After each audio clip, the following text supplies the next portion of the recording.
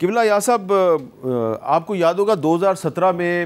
پاکستان کے بہت سے علماء جو ہیں انہوں نے بھی اکٹھے ہو کے ایک فتویٰ دیا تھا کہ مسلمان آپس میں اتحاد پیدا کریں، رواداری پیدا کریں، دہشت گردوں کے خلاف اکٹھے ہو جائیں۔ اب وہی جو ہے جس کو پیغام پاکستان کہا گیا تھا، تو اب وہی دوبارہ جو ہے وہ اسلامی نظریاتی کونسل نے بھی اس کو دوبارہ اس کا ذکر کیا، اس کا اعادہ کیا ہے۔ لیکن سوال میرا آپ سے یہ ہے کہ دنیا کے مختلف ممالک میں جو ہمارے علماء کرام ہیں وہ اکٹھے ہو کے اس طرح کی بات تو کرتے ہیں کہ ہم آپس میں اکٹھے ہو جائیں، دشمنوں کے خلاف اتحاد قائم کر لیں، لیکن ان کی بات پر اتنی توجہ دی نہیں جاتی، اور پھر بار بار آپ کو جو ہے وہ پھر بتانا پڑتا ہے کہ بھئی یہ 2017 میں بھی تھا، پھر یہ 2019 میں بھی ریپیٹ ہوا، پھر یہ 2021 میں بھی ریپیٹ ہوا، پھر 2023 میں بھی ریپیٹ ہو رہا ہے۔ تو علماء کرام کی جو اس طرح کی جو ان کی جو تعلیمات ہیں اس کو نظر انداز کیوں کیا جاتا ہے؟ دیکھیں، ہمارے ہاں مسئلہ یہ ہوتا ہے کہ ہم جو رد عمل دیتے ہیں وہ ایک خاص تناظر میں ایک خاص موقع پر دے دیتے ہیں، اور پھر اس عمل میں تسلسل نہیں ہوتا۔ اب 2017 میں جو ایک متفقہ فتویٰ آیا پیغام پاکستان کے نام سے، یہ تسلسل تھا دراصل اس صورتحال کا کہ جب آرمی پبلک اسکول پشاور پہ حملہ ہوا، اور پھر قومی ایکشن پلان، اور پھر قومی ایکشن پلان کے نتیجے میں پیغام پاکستان، اور اس میں بہت صراحت کے ساتھ اور انتہائی وضاحت کے ساتھ ملک کے جید ترین علماء نے اور تمام جو مکاتب فکر ہیں اور جو دینی مدارس کی نمائندہ تنظیمیں ہیں، بورڈز ہیں، انہوں نے انتہائی وضاحت کے ساتھ یہ فتویٰ دیا کہ مسلح اقدام یہ ریاست کا استحقاق ہے، کسی فرد کو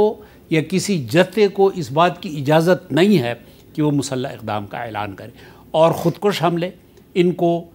خلاف شریعت قرار دے دیا گیا۔ اب اس کا ایک تسلسل ہونا چاہیے تھا، اس کو میڈیا کے ذریعے، اس کو مختلف اور جو ہمارے چینلز ہیں، مختلف اور جو ہمارے ادارے ہیں، نصاب کے اندر اس کا آنا چاہیے تھا، ہوا نہیں اس طریقے سے۔ اور اب جو واقعات دوبارہ سر اٹھانا شروع کر دیے کیونکہ کافی بہتری آئی تھی،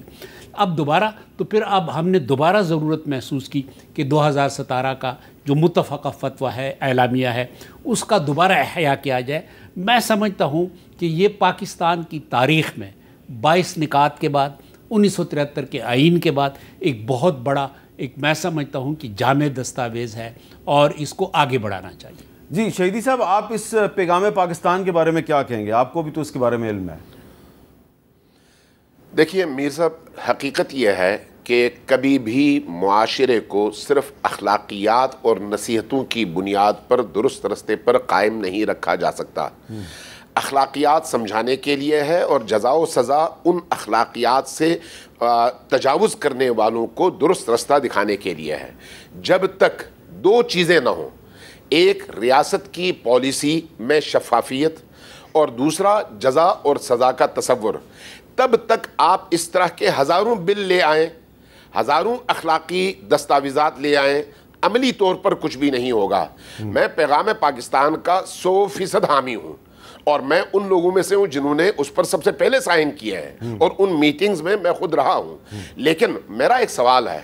اس ملک میں اگر فرض کریں کہ کور کمانڈر ہاؤس پر حملہ کرنے والے کو نشانی عبرت بنایا جا سکتا ہے اور بنایا جانا چاہیے چونکہ وہ اسٹیٹ کی علامت ہے، تو دین کی ان بنیادی ترین ویلیوز پر، جن کی بنیاد پر ایک معاشرہ یا بنتا ہے یا تباہ ہوتا ہے، اگر کوئی حملہ کرے تو اس کو سزا کیوں نہیں ملتی؟ وہاں پر رعایت کیوں ہوتی ہے؟ جب آپ یہ دیکھتے ہیں کہ ایک جگہ ایک ہی کام درست قرار پاتا ہے، دوسری جگہ وہی کام جرم قرار پاتا ہے، تو آپ کو دوغلے پن اور دوہری پالیسیوں کا اندازہ ہو جاتا ہے۔ یہ وہی روش ہے جو امریکی کرتے ہیں، جو اسرائیلی کرتے ہیں، جو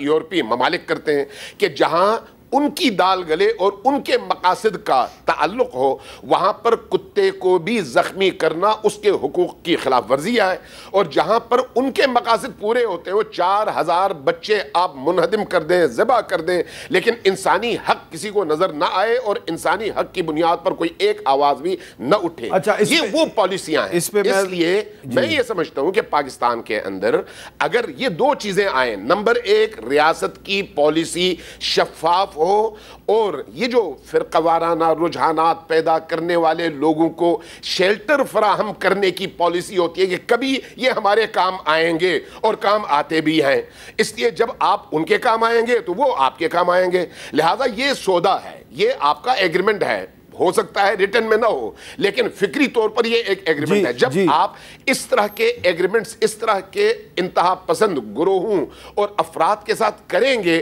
اس کے نتیجے میں چاہے آپ 1,00,000 فتاویٰ لے آئیں معاشرے کے اندر امن نہیں ہوگا. لیکن جہاں پر کوئی شخص قانون سے تجاوز کرتا ہے، ڈنڈا اور قانون وہاں پر کھڑا ہو تو کسی مفتی کی، کسی مولوی کی، کسی ذاکر کی، کسی عالم کی جرأت ہے میں ذرا اس پہ ذرا میں قبلہ ایاز صاحب زبان کھول سکے. قبلہ ایاز صاحب کا موقف بھی اس پہ میں لینا چاہتا ہوں کہ آپ ایگری کریں گے بالکل شہیدی صاحب سے؟ حضرت امین شہیدی صاحب پیغام پاکستان کا حصہ ہیں اور انہوں نے بڑا مثبت کردار ادا کیا ہے. میں اس کا ایک وہ پہلو لیتا ہوں کہ جو میں خود اس کا گواہ ہوں، اور وہ یہ ہے کہ آپ نے یہ دیکھا ہوگا کہ تقریباً 6-7 سال سے محرم الحرام کا مقدس مہینہ انتہائی اطمینان اور کافی امن اور قرار کے ساتھ گزرتا ہے. اب ظاہر ہے کہ یہ ایسا نہیں ہے، کیونکہ جو تخریبی قوتیں ہیں وہ تو ہر وقت برسر میدان رہتی ہیں، کوشش ان کی ہوتی ہے. لیکن اس کی وجہ کیا ہے؟ ظاہر ہے کہ اس کی پشت پہ کوئی ایک کوشش ہے، اس میں ریاست اداری بھی شامل ہیں اور اس میں اسلامی نظریاتی کونسل کا بھی اپنا کردار ہے، اور اس میں ہمارے ساتھی جس طرح حضرت امین شہیدی صاحب ہیں، علامہ واحدی صاحب ہیں، اور مختلف سنی علماء ہیں، مختلف اور مکاتب فکر کے علماء ہیں، اہل حدیث اور سب. ہم ہمیشہ محرم الحرام سے پہلے مل کر اور ایک اعلامیہ پر اتفاق کرتے ہیں، اور اس اعلامیہ پر پھر عمل درآمد بھی ہوتا ہے. اور یہ میں سمجھتا ہوں کہ یہ وہ پہلو ہے کہ جس پہ اطمینان کا اظہار کرنا چاہیے کہ الحمدللہ اسلامی نظریاتی کونسل، علماء کرام، مختلف مکاتب فکر کے نمائندہ جو ہمارے قائدین ہیں اور اسلامی نظریاتی کونسل نے مل کر یہ ایک اچھا اقدام جو ہے یہ بھی حاصل کر لیا.